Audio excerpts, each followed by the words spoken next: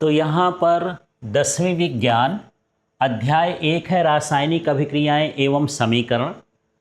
तो यहाँ पर पृष्ठ संख्या 15 में कुछ प्रश्न दिए गए हैं आपके एनसीईआरटी बुक में। उन प्रश्नों के उत्तर को समझते हैं। यहाँ पर पहला प्रश्न देखिए, क्योंकि ये परीक्षा में ज़्यादा पूछे जाते हैं।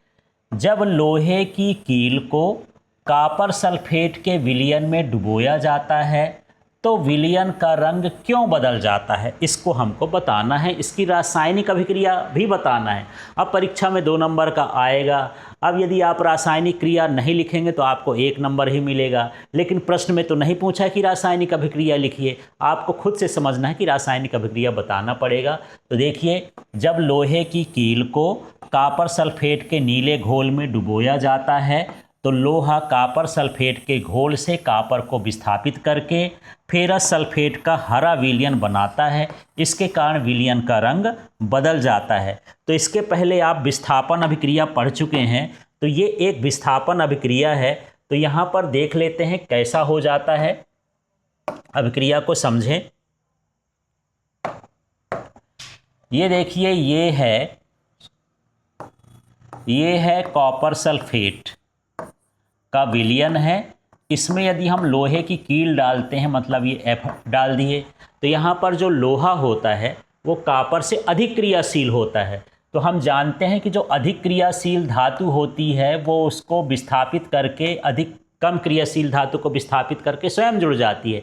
इसको हम विस्थापन कहते हैं। तो फेरस इसके साथ आयरन जुड़ जाता है तो ये बन जाता है FeSO4। ये हरा विलयन हमको मिलता है। ये फेरस सल्फेट बन गया और यहाँ पर ये कॉपर अलग हो गया, माने कॉपर का यहाँ पर विस्थापन हो गया। ये विस्थापन अभिक्रिया हो गई। तो हमको यही बताना था कि कॉपर सल्फेट के विलयन में जब हम लोहे की कील को डालते हैं तो फेरस सल्फेट बनता है और इसमें विस्थापन अभिक्रिया होती है, जिससे इसका रंग बदल जाता है, हरा विलयन प्राप्त होता है।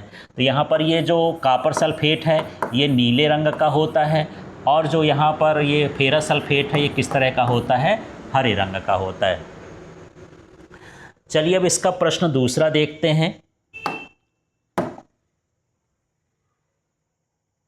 प्रश्न 2 को समझिए। क्रियाकलाप 1.10 आप अपने बुक में देख सकते हैं। भिन्न द्विविस्थापन अभिक्रिया का एक उदाहरण दीजिए।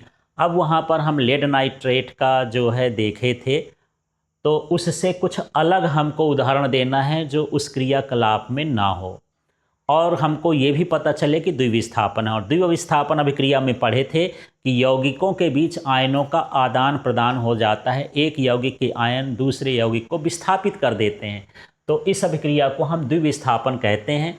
तो चलिए आप इसको शब्द याद मत करिए, सूत्र याद करिए, क्योंकि सूत्र लिखना जरूरी है रासायनिक समीकरण। तो ये है AgNO3 माने सिल्वर नाइट्रेट, और ये क्या है, सोडियम क्लोराइड।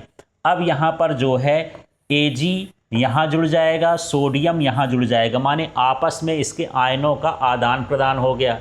तो जब Na जुड़ेगा यहाँ पर और Cl जुड़ेगा Ag के साथ, AgCl हो गया, NaNO3 आगे पीछे किसी को भी लिख सकते हो। तो ये सिल्वर क्लोराइड बन गया, सोडियम नाइट्रेट बन गया। इसी को शब्दों में लिखना है, शब्द आपको याद नहीं करना है। ये रासायनिक समीकरण याद करिए, इनका नाम जानिए, इन्हीं को उसमें लिख देना है शब्दों में। तो देखिए, जब सिल्वर नाइट्रेट सोडियम क्लोराइड के विलयन के साथ अभिक्रिया करता है तो यहाँ पर सिल्वर क्लोराइड और सोडियम नाइट्रेट बनता है।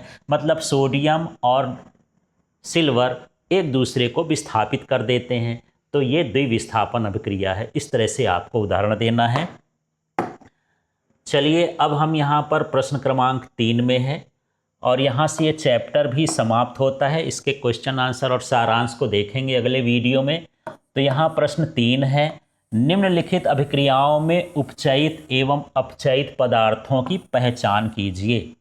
तो सबसे पहले उपचयित का मतलब होता है ऑक्सीजन का जुड़ना और अपचयित का मतलब होता है ऑक्सीजन का हटना। तो हमको यही समझना है। जैसे यहाँ पर 4NaO2 है तो ये बना Na2O, सोडियम ऑक्साइड बना।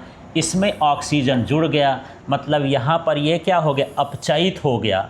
सोडियम क्या हो गया, ये सोडियम उपचयित हो गया, ऑक्सीजन अपचयित हो गया। तो यहाँ पर हमको सोडियम को बताना है, सोडियम का ऑक्सीकरण हो गया, सोडियम का क्या हो गया, ऑक्सीकरण। और O2 तो है, ये आप O2 के बारे में लिखें या न लिखें ज़रूरी नहीं, वो तो जुड़ गया है आ करके। इसके बाद ये कॉपर ऑक्साइड है, हाइड्रोजन से क्रिया करता है, तो देखिए इस कॉपर से ऑक्सीजन बाहर चला गया। जब ऑक्सीजन बाहर चला जाता है तो ये अपचयित हो गया। मानिए कॉपर ऑक्साइड में जो कॉपर है, यदि ये न लिखूं तो कॉपर क्या हो जाता है, अपचयित हो जाता है, और हाइड्रोजन क्या हो जाता है, उपचयित होता है, क्योंकि इसमें हाइड्रोजन में ऑक्सीजन आकर के जुड़ गया। इस तरह से आपको ये बताना है कि कौन सा पदार्थ जो है इसमें अपचयित होता है, कौन सा पदार्थ इसमें उपचयित होता है।